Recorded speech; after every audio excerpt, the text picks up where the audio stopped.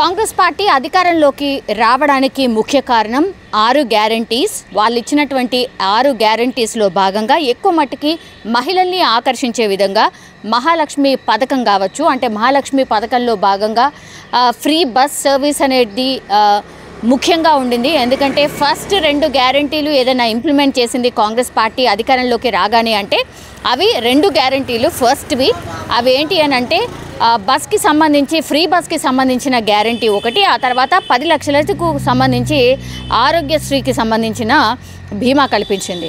So Aarogyasri, then ఇంకోటి ఏంటి అంటే ఫ్రీ బస్ సర్వీస్. సో మహిళలు అయితే హ్యాపీగా ఫీల్ అయ్యారు. ఇప్పటి వరకు ఒక 22 కోట్లు దాదాపుగా ఫ్రీ బస్లో మహిళలు అందరూ కూడా జర్నీ చేసిన సిచ్యువేషన్ మనందరికీ తెలిసింది. సో ఎప్పుడైతే మహాలక్ష్మి పథకాన్ని లాంచ్ చేశారో పాజిటివ్గా చాలామంది మహిళలు అయితే చాలా హ్యాపీగా ఫీల్ అయ్యారు. ఇది ఒక మంచి పథకం అన్నటువంటి మాట చెప్పారు. ఇప్పటికీ కూడా హ్యాపీగా జర్నీ చేస్తున్నారు. కానీ దానికి సంబంధించి కూడా మన అందరికీ తెలిసిందే, చాలామంది పురుషులు ఎవరైతే టికెట్ కొంటున్నారో వాళ్ళకి అసలు కనీసం సీట్ కూడా దొరకట్లేదు. పూర్తిగా బస్ అంతా కూడా ఆక్యుపై అవుతుంది మహిళలతోనే. బస్సుల సంఖ్య పెంచండి అన్నటువంటి డిమాండ్ కూడా వినిపించింది. కొన్ని చోట్ల అయితే వాళ్ళు ఆందోళన చేసిన సిచ్యువేషన్ కూడా మనకు స్పష్టంగా కనిపించింది. ఆ తర్వాత ఇంకోటి ఏంటంటే ఆటో డ్రైవర్స్ మెయిన్గా వీళ్ళందరూ కూడా రోడ్డు మీదకి వచ్చి ఆందోళన చేయడం, ఫ్రీ బస్ వల్ల మా గిరాకీ పూర్తిగా పోయింది, ఎవరు కూడా మా ఆటోలని ఎక్కట్లేదు, సో మా జీవన భృతిని కొట్టింది కాంగ్రెస్ సర్కార్ అన్నటువంటిది ఆగ్రహాన్ని వ్యక్తం చేశారు ఆటో వాళ్ళు కూడా. దీనికి మద్దతుగా బీజేపీ అండ్ బీఆర్ఎస్ కూడా మాట్లాడింది. వాళ్ళకు మద్దతుగా కూడా వాళ్ళకు సంఘీభావంగా కొంత ఆందోళన అండ్ ర్యాలీలు కూడా చేయడం జరిగింది. వాళ్ళతో మీటింగ్ కూడా ఏర్పాటు చేసింది. సో ఇది ఎక్కడ కాంగ్రెస్ సర్కార్ వాళ్ళకు అన్యాయం చేస్తోందో అన్నటువంటిది వెళ్తుంది కాబట్టి, అండ్ కాంగ్రెస్ గతంలో కూడా ప్రామిస్ చేసినట్టుగా ఆటో వాళ్ళను మేము ఆదుకుంటామని గతంలో చెప్పింది కాబట్టి, అందులో భాగంగానే ఇప్పుడు మహాలక్ష్మి పథకాన్ని ప్రవేశపెట్టారు కాబట్టి మా గిరాకీ తగ్గిపోయింది అన్నటువంటి మాట చెప్తున్నారు ఆటో వాళ్ళు. సో అగైన్ ఖచ్చితంగా వీళ్ళకు జీవన భృతి కింద ఎంతో కొంత అమౌంట్ ఇవ్వాల్సిందే అన్నటువంటి మాట కూడా గతంలోనే ప్రామిస్ చేశారు. మహాలక్ష్మి పథకం తర్వాత ఫ్రీ బస్ ఇంప్లిమెంట్ చేసిన తర్వాత వాళ్ళ గిరాకీ పూర్తిగా తగ్గిపోయింది అన్నటువంటి మాట కూడా చెప్తున్నారు. కాబట్టి మరి వీళ్ళని ఎట్లా ఆదుకోవాలి అన్నటువంటిది కూడా కాంగ్రెస్ సర్కార్ ఆలోచించడం మొదలుపెట్టింది. అందులో భాగంగా కూడా గతంలో అసెంబ్లీ వేదికగానే మంత్రి శ్రీధర్ బాబు కూడా అనౌన్స్ చేశారు, డెఫినెట్లీ మా ప్రభుత్వం ఆటో వాళ్ళకు అండగా ఉండబోతోంది, మేమే వాళ్ళను ఆదుకోబోతున్నాం, మేము ఇచ్చినటువంటి ప్రామిస్ అది.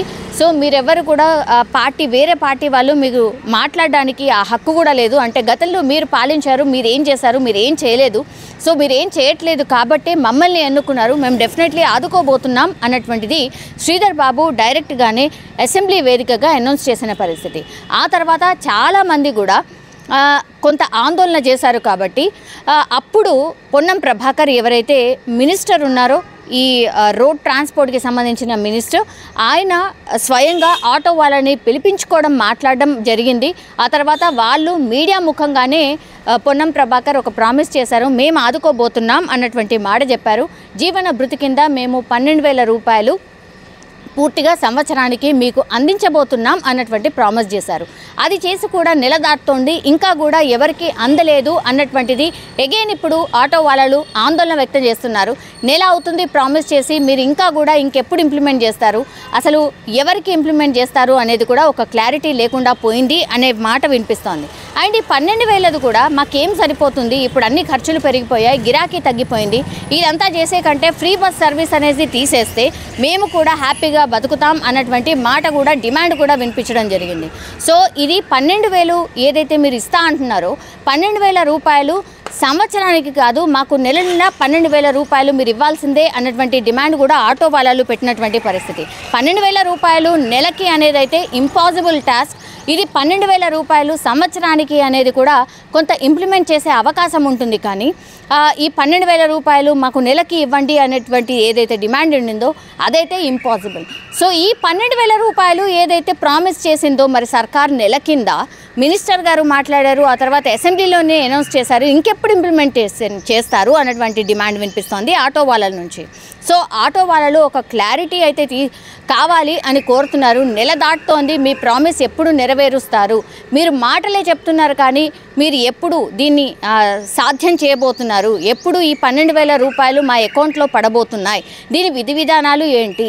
ఎవరు దీనికి అర్హులు అనేటువంటిది కూడా ఆటో వాళ్ళు చాలామంది వాళ్ళ అసోసియేషన్ వాళ్ళ లీడర్స్ కూడా చాలామంది మాట్లాడుతూ అడుగుతున్నటువంటి సిచ్యువేషన్. మరి 12,000 రూపాయలు కేవలం ఆటోలు నడుపుకునే వాళ్ళు చాలా ఎక్కువగా ఉన్నారు, ఆటో ఓనర్స్ మాత్రం వేరే ఉన్నారు.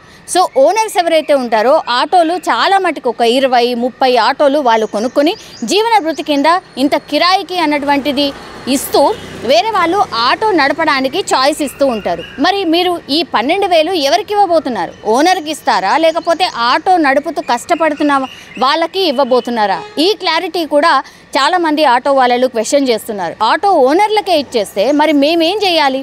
ఇప్పుడు కష్టపడుతుంది మేము, మాకు కదా కావాలి, గిరాకీ తగ్గిపోయింది మాకు. ఈ కిరాయి ఏవైతే కడుతున్నామో అది అలాగే కడుతున్నాం, వాళ్ళేం తగ్గించలేదు, గిరాకీ రాకపోతే మేమేం చేయను అని ఆటోకు సంబంధించిన ఓనర్స్ మాట్లాడుతున్నారు. మరి ఓనర్లకి ఈ 12,000 ఇస్తే మరి మాకు ఏం లాభం అయినట్టు? అందుకే వీటన్నిటికీ సొల్యూషన్గా మీ ఫ్రీ బస్ సర్వీస్ ఏదైతే ఉంది అదైతే తీసేయండి, అప్పుడు మాకు ఎట్లాంటి ఇబ్బంది లేదు. కానీ రేవంత్ సర్కార్ మాత్రం ఏదో ఒక డిసిషన్ తీసుకోవాల్సిందే, మాటలకే పరిమితం కాకుండా దీనికి సొల్యూషన్ చూపించాల్సిందే, ఎవరు అర్హులు ఏంటి చెప్పాల్సిందే అన్నటువంటి డిమాండ్ అయితే అగైన్ ఆటో వాళ్ళు లేవనెత్తున్నారు. మరి మళ్ళీ ఆందోళన బాట పట్టే అవకాశం ఉంది అనేది కూడా ఒక వార్త అయితే, ఒక సమాచారం అయితే అందుతోంది. ఎందుకంటే నెల అయిపోయింది, ఇంకా ఎట్లాంటి రెస్పాన్స్ రాలేదు ప్రభుత్వం నుంచి. సో 6 గ్యారంటీలు పూర్తిగా మీరు ఇంప్లిమెంట్ చేస్తున్నారు, బాగానే ఉంది, వాడుకునే వాళ్ళు బాగానే వాడుకుంటున్నారు, కానీ మా పరిస్థితి ఏంది అన్నటువంటిది మాత్రం ఆటో వాళ్ళు అడుగుతున్న సిచ్యువేషన్ అయితే కనిపిస్తోంది. మరి దీనికి సంబంధించి ఈ వార్త అగైన్ మళ్ళీ ఆటో వాళ్ళు లేవనెత్తున్నారు కాబట్టి మరి దీనికి ఏమైనా సొల్యూషన్గా ఏమైనా చూపించబోతోందా, మార్గదర్శకాలు ఆర్ ఒక డెడ్ లైన్ ఏమైనా పెట్టుందా ఆటో వాళ్ళకు సంబంధించిన ఇష్యూ మీద అనేది వేచి చూడాల్సిందే.